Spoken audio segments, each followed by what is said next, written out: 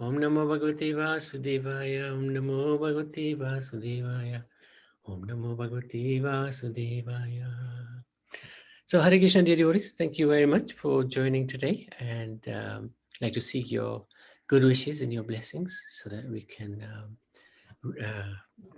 dive into a little bit of the Bhagavatam, chapter 25 and 26, third canto, and hopefully taste a little bit of the nectar. And we'd like to seek the blessings of Guru Maharaj and Srila Prabhupada so that they can guide us, help us through understanding or trying to understand Srimad Bhagavatam. And the whole idea is to please the Supreme Personality of Godhead, Radha Krishna, Krishna Balaram, Gaunitai. So, chapter 25, very brief overview. This writing gets smaller and smaller. What we covered yesterday was Swambhu Manu offering his daughter Devahuti to Kardamuni, and he accepts on the basis that he can retire to devotional life after children are born. And then they engage in a lot of austerities. Kardamuni is supported by Devahuti, so much so she becomes very thin and emancipated, and but by his mystic power, he transformed her body and then also created this aerial mansion that toured the whole universe, a belated honeymoon. They had 9 daughters rather, and who Kashyap Muni married to the 9 great sages. And then Lord Kapil appeared as their son, which was a promise that the Lord had made to Kardamuni when he was doing his tapasya. And from Kapil Dev, Kardamuni sought permission to leave home, and then we briefly saw how Kardamuni achieved perfection in life and went back to Godhead. Okay, so this is text 25, very, very beautiful verse, text 21, of chapter 25. Tiksava karunika sudha sarva dehinam ajata satrava santana sadhu bhushana. The symptoms of a sadhu are that he is tolerant, merciful, and friendly to all living entities. He has no enemies, he is peaceful, he abides by the scriptures, and all his characteristics are sublime. So this is a description of a sadhu, tolerant, merciful, friendly, no enemies, peaceful, abides by the rules, scriptures, and characteristics are sublime. So this is a sadhu. This is quite a tall order, but this is where we need to aim for.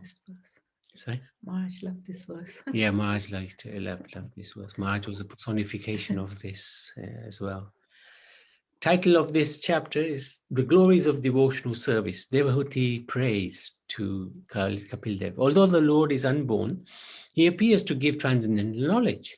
Remembering Lord Brahma's words, Devahuti approached Lord Kapil Dev to ask him how to become free from sense gratification, ignorance, delusion, false ego, and attachment to family.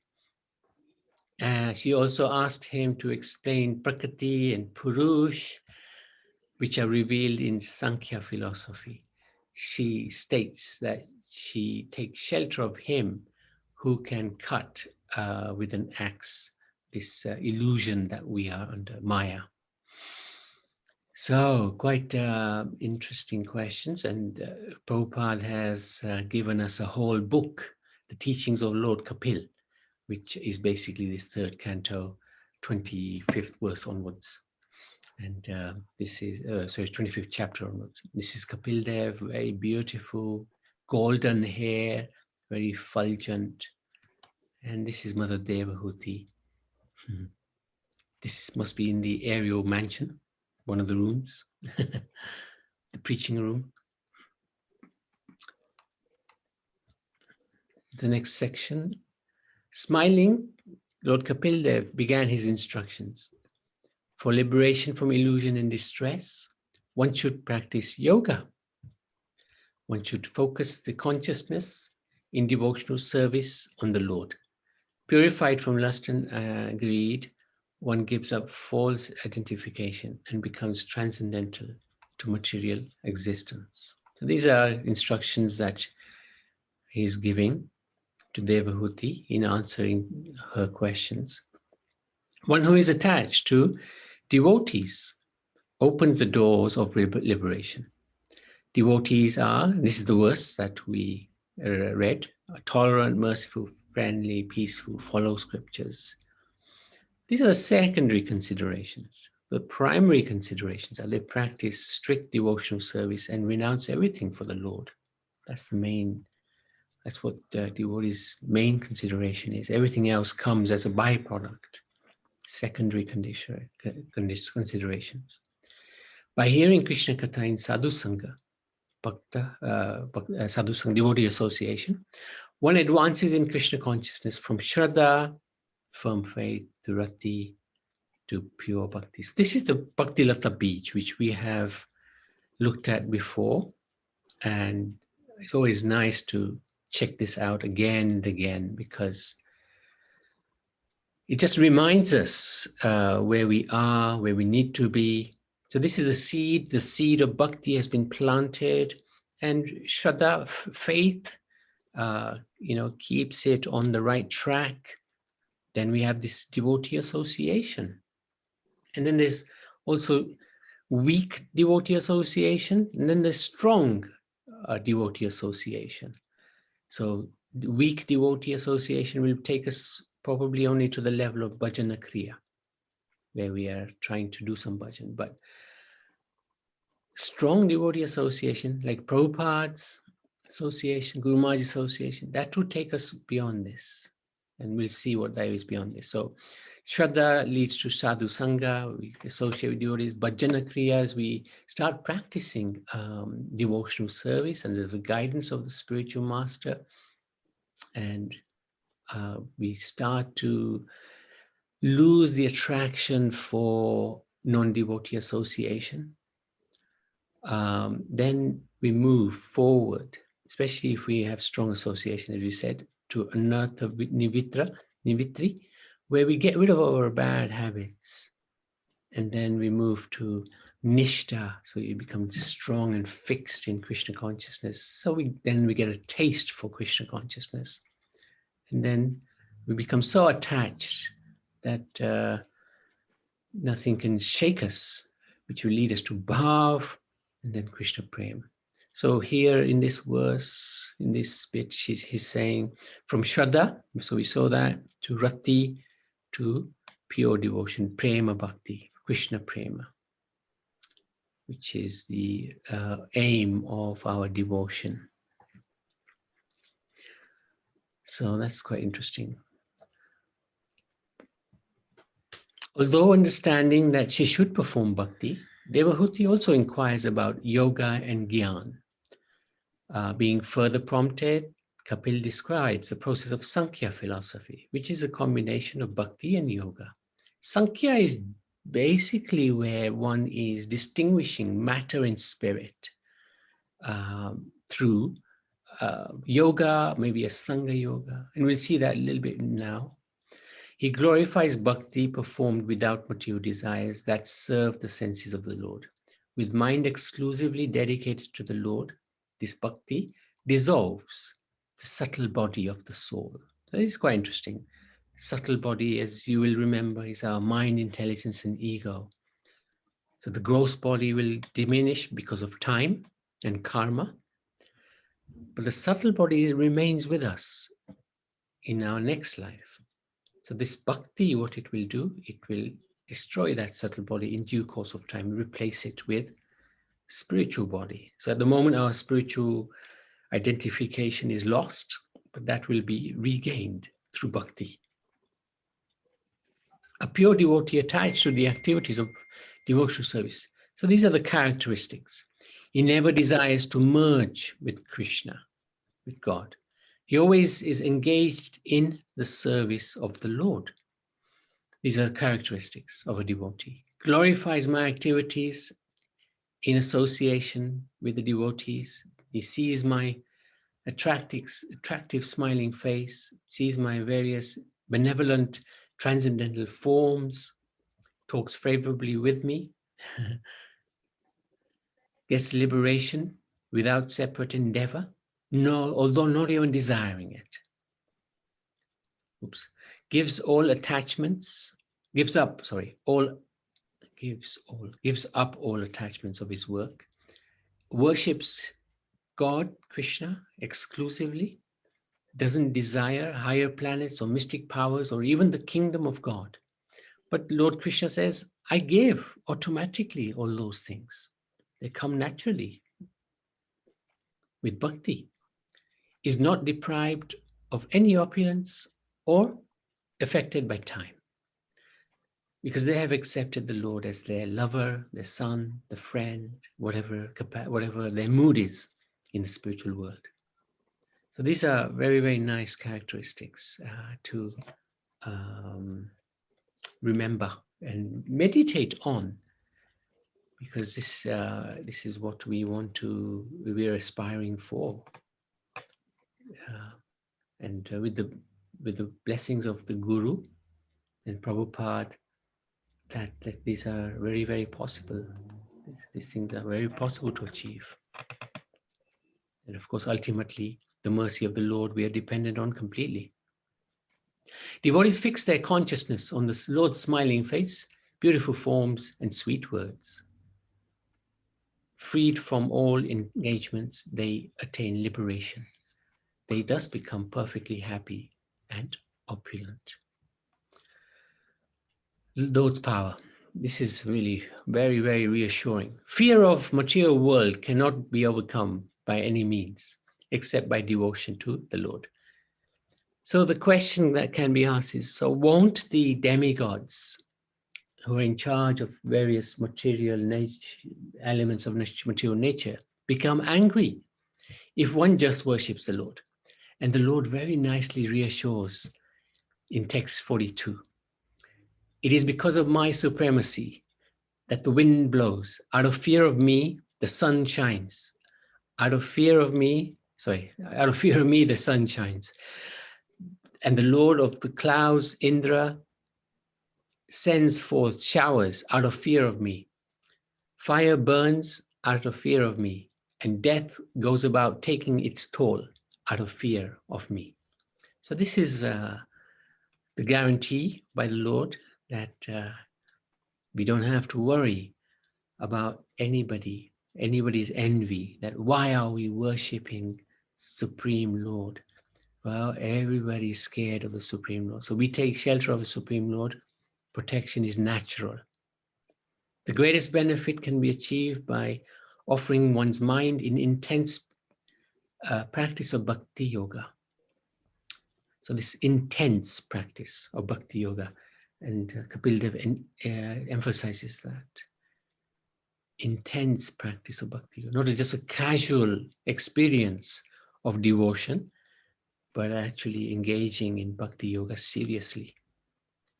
Any questions on chapter 25? Not even on there. Yes, Prabhuji. Yes. I think it's in, I'm not sure which chapter, but you said this bhakti dissolve the subtle body of the soul. It's written there somewhere. That's right. This is chapter 25, yeah. Okay, so actually what happens to the subtle body? It doesn't take us to somewhere else, or how does it work? It'll take us in this world. Whilst we're in this world, the subtle body stays with us. Yes. As soon as we reach the spiritual world, that subtle body does not come with us into the spiritual world. The mind, ego, and intelligence stays. Well, it doesn't stay. It doesn't enter the spiritual world with us, because we will have our spiritual body. As long as we are in this world, we carry that same subtle body with us throughout our different lives. Okay. So what happened to the soul then when the subtle body is carrying us to another womb? So what happened to the soul then? The soul is covered by the subtle body. It's covered by the subtle body. Yeah, that's right. Very good. So it carries the subtle body. It carries the soul into the next body. But when we don't have a next body, because of bhakti, that's when the Yes. subtle body gets dissolved. Destroyed. Okay. Yeah. Okay. It Okay. gets destroyed. And the soul just goes back. And the soul goes. So then Krishna is in charge of the soul. He carries the soul into the spiritual world. Okay. Okay. And here it is also saying that the Lord, the sun, the rain, the fire, the death and everything is scared of the Lord. But this same Lord in the Damodar Lila, he's scared of Mother Yasoda. This is the most So incredible. I was reading this chapter 25, verse 25. And in the purport, 7 times it's written about the devotional, it's 7 times devotional service is mentioned. 7 times. Mm. Only in the purport is mentioned 7 times. So how much they're emphasizing on the devotional service. Yeah, absolutely. And that's right. Prabhupada, he gave it all. Yeah. In every purport. He gave it. Yeah, this is the beauty of Prabhupada. Okay, Especially the first 3 volumes he produced, he put everything into it. Because just repeating it. Yeah, because he Sounds didn't it, know if sounds he was going to do another volume. So yeah, Prabhupada is amazing. What can you say? Bhakti, bhakti, bhakti. So Nani-ben, you with us? Yes, she is. Off and on, something is going wrong somewhere. Yeah, don't worry, don't worry. Yes, I'm off and on, yes. I Any- something on chapter 25. Yes. What it was, don't know. It's gone. It will hopefully it come back. No problem. Yeah, no problem. Okay. Whenever you remember, just Yes. say so, yeah? So chapter 26, text number 2. Jnanam nishriya sartaya purushasyaatma darshanam yadahurvarnayetate hridayagranti vedanam. Knowledge is the ultimate perfection of self-realization. I shall explain that knowledge unto you, by which the knots of attachment to the material world are cut. This is why we're studying Bhagavatam. Which is exactly the reason why we're studying Bhagavatam. Of course, the primary reason is to please the Lord. But at the same time, we are gaining some knowledge which will help us destroy our attachment to this material world, the knots of attachment. And in Bhagavad Gita, Krishna says exactly the same at the end of chapter 4. With the sword of knowledge, slash this attachment to this material world. So very, very important. Knowledge is so important. We have to really, it helps when we understand why we're doing things. Knowledge is so important. So let's have a look. Yes. Sorry. Yes. When it says is that one of the symptoms of pure devotee is never desires to merge with me, but he does desire to be with the Krishna, isn't he? Correct. Yes. Yes. We can desire to be with Krishna. That is very acceptable from Krishna's point of view. That's very acceptable. Oh, my devotee wants to be with me. What is not acceptable to him is my devotee wants to become me, merge with me. He wants to become God. That is not very. Of course. Yeah. But if one desires to be with the Lord, that of course, like the child who's gone away from the parent, and he phones up the parent, says, I want to be with you. The parent becomes happy, right? So God will become very pleased. If that is our attitude, that will be first class. That's what we usually mean by being in the lotus feet of Radha Krishna, isn't it? It is. Absolutely right. Serving them. Idea really, I mean, there are higher principles in terms of bhakti that devotee doesn't even desire the association of the Lord. He just wants to serve the Lord. That's all. He doesn't want he doesn't desire the company of the Lord. If it's there, fantastic. But actually, his mood is, let me just serve you. I just want to please you by doing things for you. Whether I'm with you or whether I'm in hell, it doesn't matter. I just want to serve you. So that mood actually, what that mood does is it purchases the Lord. It makes the Lord come under the control of the devotee, and the Lord will do anything for that person. And of course, the devotee will still say to the Lord, I don't want anything from you. And this is the position of the gopis, actually. And we'll see that tomorrow, Sharad Purnima. So, okay. This chapter is called Fundamental Principles of Mature Nature. Quite a technical chapter. The next 2-3 chapters are a little heavy, but not too bad, not too bad. So, causes of knowledge of the different categories of the absolute truth brings liberation. And then Krishna talks about Purush. Purush is the absolute truth, the enjoyer. Purush means enjoyer. Purush means a supreme Lord. So what are the Purushi's characteristics? Without a beginning, he is the supreme soul, transcendental to mature modes, beyond mature nature, perceivable everywhere, self-effulgent. By him, the entire creation is maintained. So these are characteristics of God, basically, according to these verses here, 1-8. The interaction of Purush with Prakriti is just a pastime by his will. The coverings of living entity by matter is arranged by material nature. But the feelings of happiness and distress are caused by the souls themselves. So if we're feeling happy or sad, actually it's because of our own activities that's happening. It's not material nature's design. Material nature is impersonal. It doesn't have feelings as such. Whereas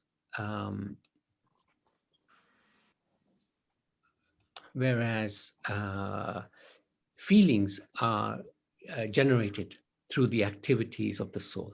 The desires, the karma, and happiness and distress are caused by us ourselves. So we can't blame others if we're suffering.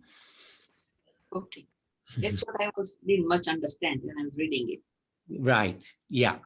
Yeah. Yes, Does that make sense now a little bit? yes, it is our own doing. It's our own doing. Absolutely right. It's our own doing. And this is the beauty of Krishna consciousness. We take responsibility. If we're suffering, we're not going to be pointing fingers. We're just going to be thinking, okay, actually, I take responsibility for this situation. Fair enough. I'm in this situation and I've obviously done something wrong. I may not have done it in this life, so I don't recall it. But in the past, I've done something which is causing me to suffer like this. Now, I take responsibility for it. And when you take responsibility for something and you don't blame others, you attain a certain level of peace, because if you're blaming others, you're going to be always in anxiety, wanting revenge, this and that and the other. But if you realize, actually, you know what, this has happened, there's a reason for it. And whatever the Lord does, whatever happens, he's in charge of me, and he will always look after me. He'll look after my interests. So it's not a bad thing. That's why this business about thanking God for even the reverses in our life is so important. Thank you, my dear Lord. I'm not enjoying this, but thank you, my dear Lord. Immediately when you say thank you, you lift a whole weight of burden from your shoulders. Thank you, my dear Lord. Just the burden just shifts. Material energy, next section of this chapter. This chapter is a long one, by the way. Devahuti requests further details of the Supreme. So this part, he answered the question she asked about Purush and Prakriti, how they connect. So then she's asking further of the Supreme and his manifested and unmanifested energies. So this is, here we go. We've done this before in the Bhagavad Gita. We've done this before in the Bhagavatam as well. Kapil describes the Pradhan, enumerates in detail the 24 elements of material nature, including the modes, elements, senses, and the organs of action. So he's looking at the Pradhan. He gives us characteristics of the Pradhan. Pradhan is this unmanifested material lump, if you like. It's probably not the most complimentary thing to say, but that probably summarizes it. Its characteristics are it's unmanifested. It's not transformed yet. It's just some lump. It's eternal. It's an aggregate of three modes. It's cause of Prakriti. So when it becomes manifested, it becomes Prakriti. And manifested means the senses, the gross senses, the knowledge acquiring senses, sense objects. Cause or consists of cause and effect, undifferentiated. That's what I mean by the lump. And then the products that come out from the Pradhan, this is what makes it Prakriti when it becomes manifested. 5 gross senses, the Tan Mantras, which is the sense objects, the 10 senses, eyes, ears, etc. And then we have the mind, intelligence, false ego, and Chitta. Chitta is consciousness, basically. So, yes, Prabhuji, yes. Chit being along with mind, intelligence, and false ego. I read it for the first time here. The chit being along with the mind, false ego, yes, and intelligence. That's right. It comes first time. Well, it was there before. Okay, let's have a look at this one. This is our Bhagavad Gita thing, right? Yes. Now, it's there, but it's undifferentiated. It's Pradhan. It's explained as the unmanifested. It's here. It's within that. It's within that, yes. That's right. So it's not separately identified in the Bhagavad Gita, but here, Kapil Dev identifies it. That's okay. Very good. Well observed. Naniman, you're really analyzing what you're reading. So that's very, very nice. Thank you for that. Okay, thank you, Prabhuji. Amazing. So just a little bit more detail. Here's the 5 great elements. Then you got the 5 objects of the senses. Then you've got, this is the Tan Matras. And then you've got the knowledge acquiring senses, the working senses, mind, intelligence, ego. And then you've got this Pradhan, unmanifest, or the Chitta. Is that not same as Mahatattva, isn't it? Mahatattva unmanifested. Mahatattva is when it's manifested. It's Prakriti. Yeah. So Mahatattva is manifested, like Prakriti. This is unmanifested, is Pradhan. Yeah, that's it. Exactly right. Exactly right. Exactly right. Okay. So when it's unmanifested, the material at that time, everything is dormant. Nothing is in, it's all in Mahavishnu's body, and it comes out. It's still Pradhan until Mahavishnu glances at it, and then it turns into Mahatattva, Prakriti, etc.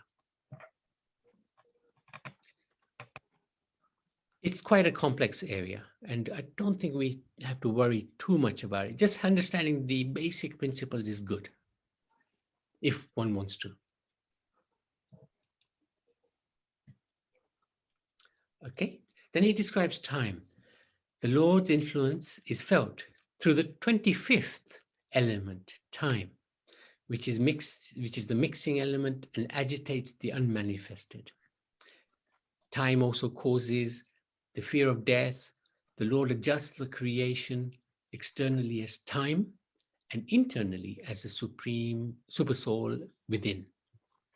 So time is there as it's the 25th element. It's what's making everything manifest. It agitates the unmanifested. And this time is, of course, Krishna's energy. And externally, this time is in charge of creation. But of course, internally, everything is done by the grace of Kshirodakshaya Vishnu, Garbhodakshaya Vishnu and Kshirodakshaya Vishnu, the super soul. After that, after the Lord impregnates material nature with his internal potencies and the jivas, the clear, serene mode of goodness, Vasudev consciousness, manifests in the Mahatattva. So there you go. This is the Mahatattva.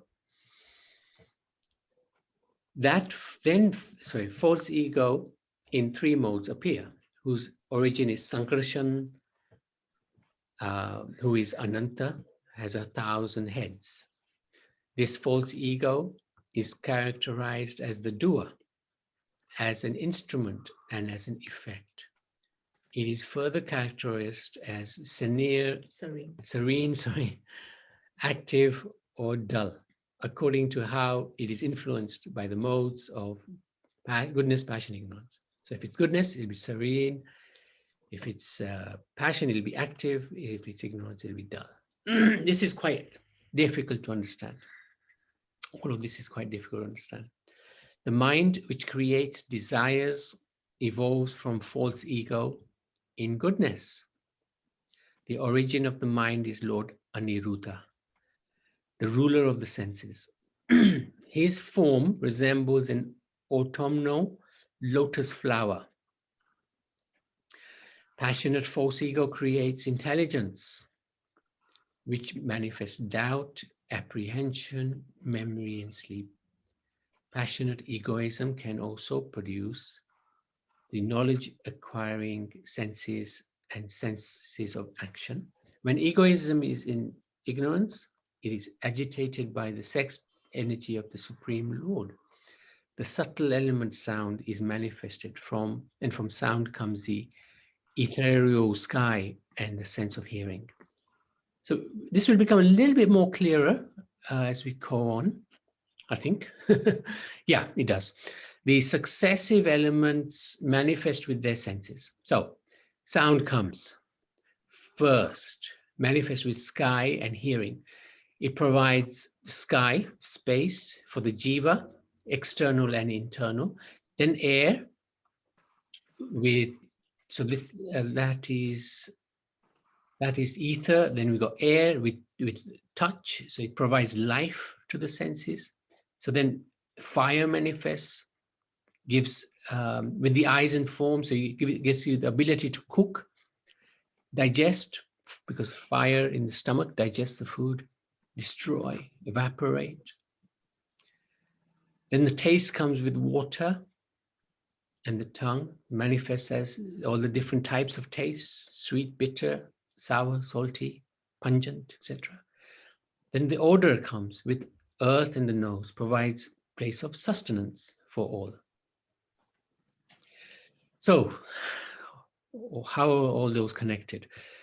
Sound is connected to ether, ether is, touch is connected to air, form is connected to fire, taste is connected to water, smell is connected to earth.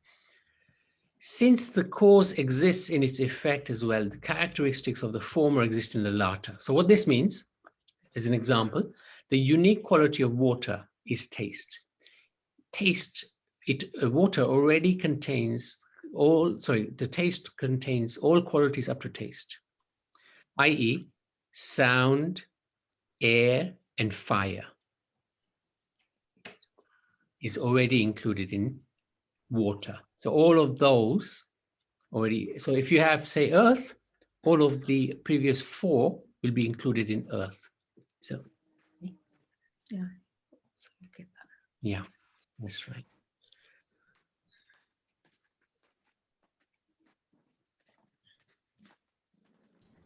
I would have thought that air would have come first because that is providing life. Without life, nothing would be there, but it says sound comes first. It's ether. Yeah, it's ether actually. It's sound is it's that which is you can't see, you can't feel. Air, you can still feel the air, but sound is something which comes from the ether, from the sky, and it gives the hearing. The hearing is the most important thing. Even more important than touch or seeing is hearing. Like Prabhupada explains, if there's a robber coming in the middle of the night, you won't be able to see him, but you might be able to hear him because he'll make some noise. So hearing comes first. I know what you mean about life and air. However, this is even more subtle. Each one is more subtle than the other. So earth is it's not subtle at all. Taste a little bit more subtle. Fire is a little bit more subtle. Air is more subtle. You can't see it necessarily. You can feel it. But ether, you can't feel it. It's like a vacuum. It's like a vacuum. Yeah, that's right. And Haribol, Hare Krishna, Nabi. Hare Krishna. Yeah, sorry, I'm listening to it and kind of making sense of it. But sound also, sometimes we think, because scientifically they explain like sound can travel through air, and we're dependent on air vibration and all that. So sound and our hearing is dependent on the presence of air. But actually ethereal sound is also different, because that's why they can communicate with satellites and go off into the space, and sound transcends, right? Radio waves and television, different types of waves, which are ethereal, more subtle than the gross sound, which we depend upon for hearing through our ears. Good point. That's a good point. And this sound also from the spiritual angle is fundamental, because that sound is what is going to actually take us back to the spiritual world, the chanting of the holy names. It's all connected. That's right. Yeah, because they say transcendental sound, and this the Maha Mantra is actually Krishna himself, which means the sound exists in the spiritual world in a different form, which is, yeah, that's right. Like you said, sound is what's going to transcend the gross material elements, and then that's the spiritual sound. And that's what the Vedas are. Vedas are transmitted orally or through. Well, now we understand, because certain things are digitally recorded, which anyway, let's stick to the spiritual sound, which is the transcendental mantra, which is Hare Krishna. Good. Yeah. Okay. This is a complex area, so don't worry, devotees, if it's a little bit not making too much sense, but it's not crucial that one has to understand this in order to progress in one's spiritual life. And one won't go to hell if one doesn't understand this stuff. The Lord enters the universe. When these elements are unmixed, the Lord enters the universe along with time, work, and the qualities of the modes of material nature. This precipitates the appearance of the cosmic egg and the cosmic being, the universal form, the Viratru or Vishwarup, who divided the egg into many departments. So we're going to see these little departments come up. The Lord's universal form manifests in stages. So these verses are quite tough, from 54 to 61, with the senses and the bodily parts. The deities of these functions also appear along with the qualities of the senses and the organs. So let's have a look at these, right? Very briefly. So we've got all the different sense organs: the mouth, nostrils, eyes, ears, skin, genitals, anus, hands, legs, veins, abdomen, heart. Then you got the subtle body, subtle sense organs, which are connected to the gross. Otherwise, the gross won't work, right? If you have a mouth and you can't speak, it's not going to work. So you need both. And then you've got the deity who's in charge, the Devata, like for speech, it's fire. The nostrils is the wind god, the eyes and the sense of sight is the sun god, etc., etc. So, I will share this. I don't think we should necessarily go through it in any detail. It's there if you want it. It's in the Bhagavatam in detail, and it's a little bit analyzed better, not better, but analyzed in a way which we might find it a little easier to understand by categorizing it in different ways. Okay, next bit is the last bit. Attempting to awaken the Lord's cosmic form, the universal form, and we've seen this before, the demigods re-enter his body. For example, fire god enters his mouth, along with the organ of speech, etc. Even Brahma and Rudra attempted to awaken the Virat Roop, yet he fails. They failed to wake. He fails to awaken until the inner controller, the deity of consciousness, Paramatma, Shirodakshai Vishnu, Super Soul, enters his heart. Only the Super Soul can awaken the sleeping souls, not prana. So this is the Naliben, your point, life. Yes. Yeah. Yeah. Prana doesn't come from the sleeping soul will still sleep unless Super Soul enters. Interesting. Mind and intelligence.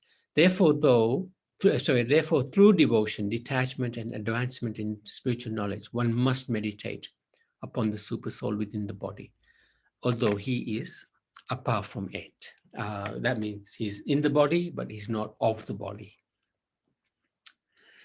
Sure, that's chapter 26, probably one of the harder chapters that we've looked at.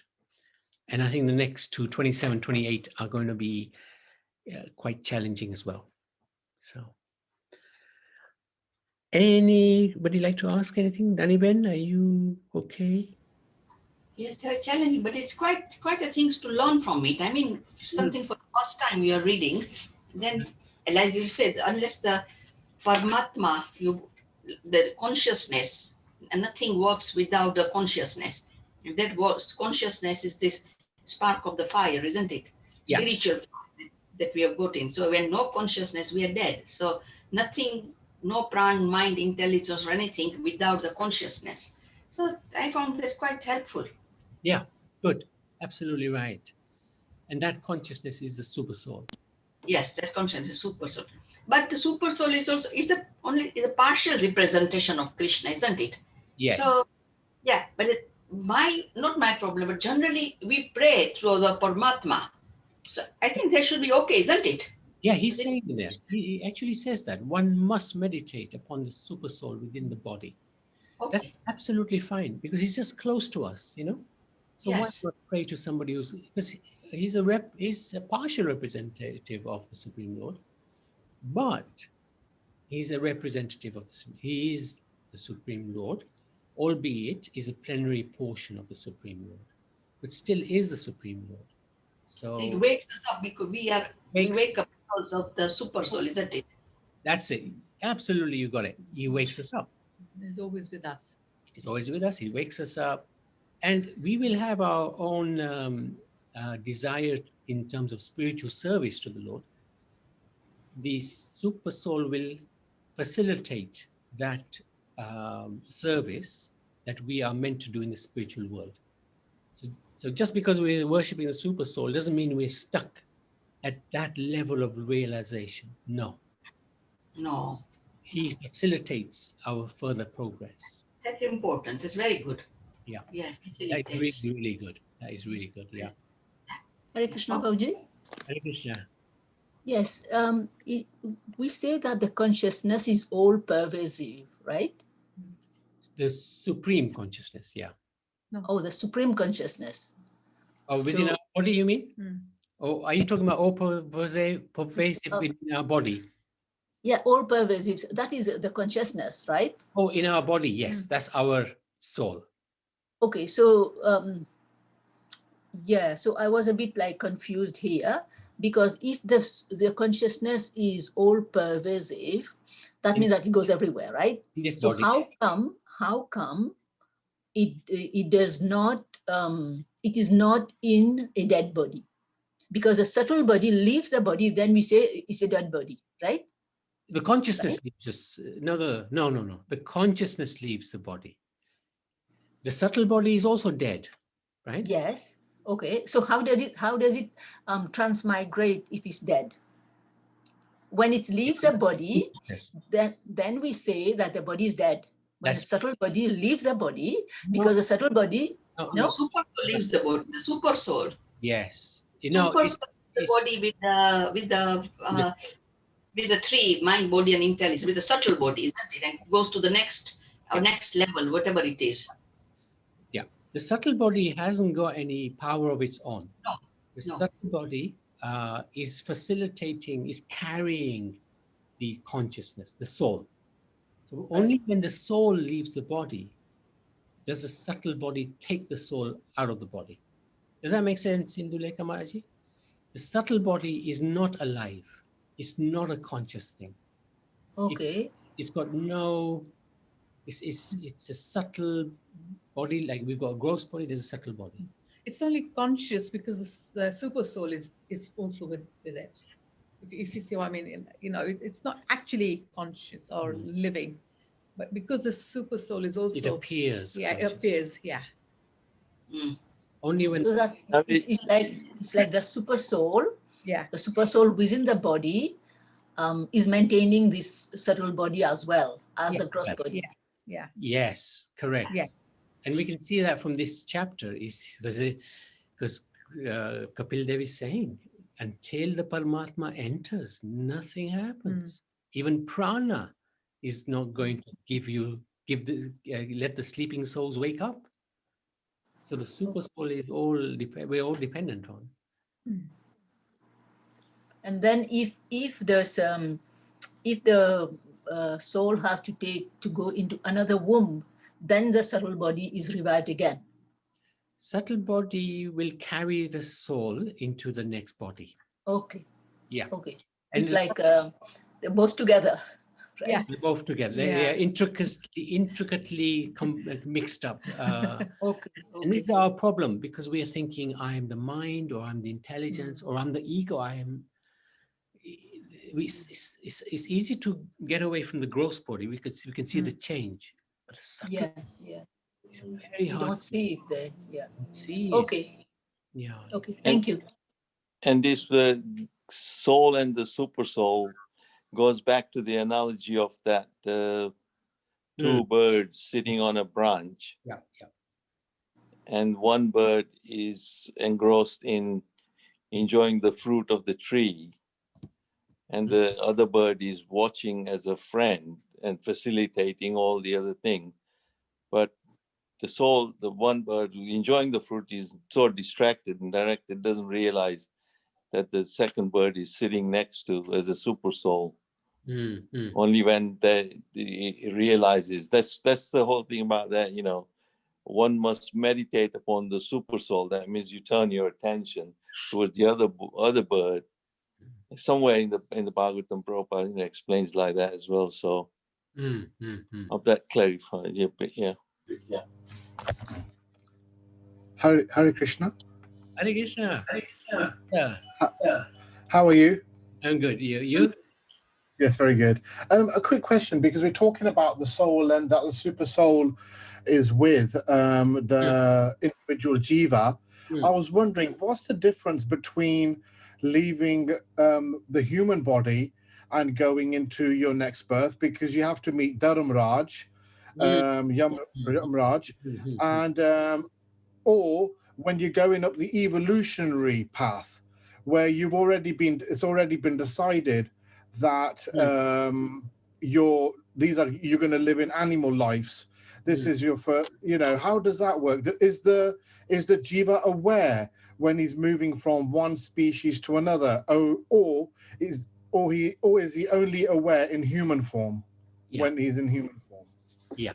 From one species to other, awareness is very, very low.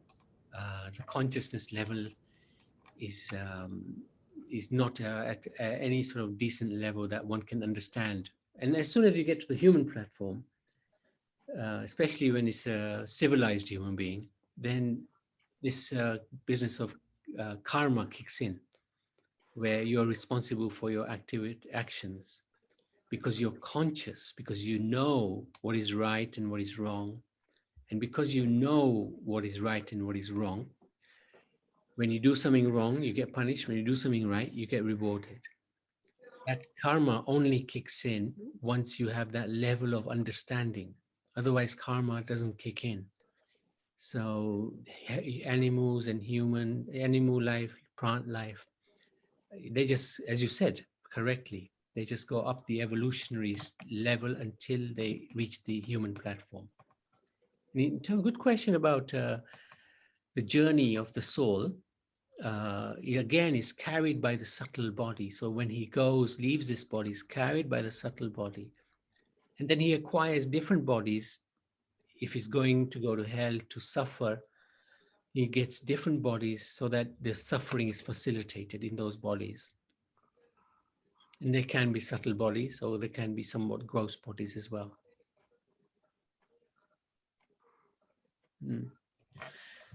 Does that make sense, Pritamba? Yes, it's interesting. So it appears the only time you're really going to be aware is when you're in the human form, and you pass away, and you will see all the deities, either the Yam Doots or the Vishnu Doots, depending on your activities and your devotional service. But once the judgment's been made, you just go up the evolutionary tree, so you won't have that same journey. You'll just move from one species to another, and it'd be like in an unconscious state. You won't be as much of a witnesser, because from what I gather, when the subtle body, when you're going through the subtle body is aware, oh, I'm now going to go to Yamlok, where I'm going to be judged, or I'm with it's been intriguing me for a while. I was just wondering. It won't necessarily be the subtle body. It'll be you, the consciousness, understanding it, the soul understanding that. Oh, like we understand now, right? We understand we're in this human form of life. We have the potential of advancing, or we have the potential of going backwards. So that consciousness level is coming from the soul, not the mind, not the intelligence, not the ego. Does that make sense? Yes, it's better than what. Yes, thank you, Prabhuji. Yeah. Okay. No, thank you. Thank you for Thank you for asking. And thank you for interacting. It's really good. Are you able to sing Nashinga prayers today? Yes. Good. Yes, Prabhuji. Excellent. Okay. So, any more questions? Any more comments? We'll look at 27, 28 tomorrow. No, Monday. Oh yeah, Monday. Good job, because I haven't prepared that yet. So instructions. Oh yeah. Lessons. Good point. Yeah. So Indulekha Maji, to Hare Krishna. Through these, yeah. Yes. Om Namo Bhagavate Vasudevaya. Om Namo Bhagavate Vasudevaya. Om Namo Bhagavate Vasudevaya. So lessons from Canto 3, Chapter 1. If we make our home a temple, the Lord will definitely visit us. Chapter 2. In this age of Kali, our only tapasya is to chant the holy name of the Lord. Chapter 3. We all need a guru to guide us on the spiritual path. Chapter 4. No matter how learned one may be, one should not try to instruct someone who is well versed in his spiritual knowledge and who is older than them. Chapter 5. The Lord's external energy is Maya, and through her the entire material world is created. Chapter 6, we should always engage in discussion of the activities and glories of the Lord, which are nicely written by the sages for our benefits. Chapter 7, by serving the spiritual master, one develops transcendental ecstasy in the service of the Lord, who vanquishes one's material distress. Chapter 8, the Supreme Personality of Godhead spoke the Srimad Bhagavatam to the great sages for the benefit of those entangled in the material miseries. Chapter 9, if we want to escape the anxieties of the material world, we need to take shelter of the lotus feet of the Lord. Chapter 10, all living entities are struggling with the forces of material nature, but by transcendental knowledge and realization, and by surrendering unto the Lord, we can control this material energy. Chapter 11, the Lord controls all the physical movement by his time potency, yet he is not visible in the physical world. Chapter 12, we should always try to control our anger, because one escalate, anger turns it into wrath. Sorry, chapter 13, we should live our life in pursuance of the principle of devotional service and worship. Somebody read, please. Of the And Lord, worship of the the Lord Lord. by performance of yajna. Thank you. Very good. Chapter 14, as a good combination for spiritual advancement is needed in the human society. Thus, boys should be trained as brahmacharis and girls in the virtue of chastity. Chapter 15, only in the human form of life one can attain perfect religious knowledge. Even the demigods desire to have such life. Chapter 16, the water of the Ganges sanctifies the free world because it has washed the lotus feet of the Supreme Lord. Chapter 17, for peace to prevail in society, we need to follow regulations in life. Otherwise, we will have to undergo the stringent reaction of nature's law. Chapter 18, no one can surpass the potencies of the Lord, and no one should derive the transcendental form of the Lord as material. Chapter 19, we should always abide to rules and regulations in every aspect of life and respect our opponents.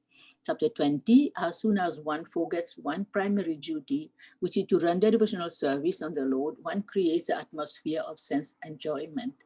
Chapter 21, the Lord knows what his devotees need, and without asking, he makes arrangement to fulfill those needs. Chapter 22, the perfection of spiritual life can be achieved simply by touching the dust of the lotus feet of a holy man.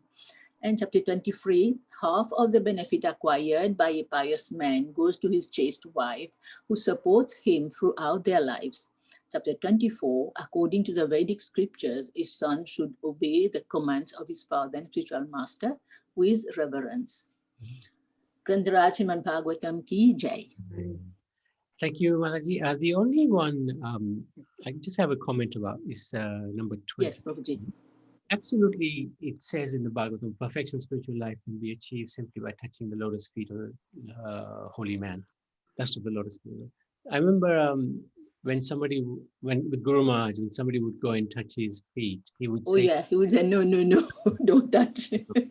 and they would touch because they want blessings. And he would say, actually, my blessings are already with somebody who's serving. So that's the whole idea, that it's not that we want to, we can simply touch the lotus feet and get automatic blessings. But Prabhuji, as I said before, I am just taking the lessons absolutely from the chapters, right? Absolutely. Yeah. Now, then we can dovetail them. Yes. But this is really good. What you're doing is so nice. And Guru Maharaj, because he was not well, he would not allow people, because I have like experienced this effect, you know. When I went to California, and some person who was meat eating, they touched my feet there. Because I was old in the association in California there, and the whole night I had nightmares. And then I was wondering why, and then I came to know that person, he was meat eating. So I had the effect, like, so wow. Maybe that's why we should not allow people. I don't allow people. I say, you want to touch my feet, touch the ground, not my feet, not my feet. Wow, that's interesting. Okay. Yeah, thank you for sharing that. Thank you. Okay, Mother Sunpam.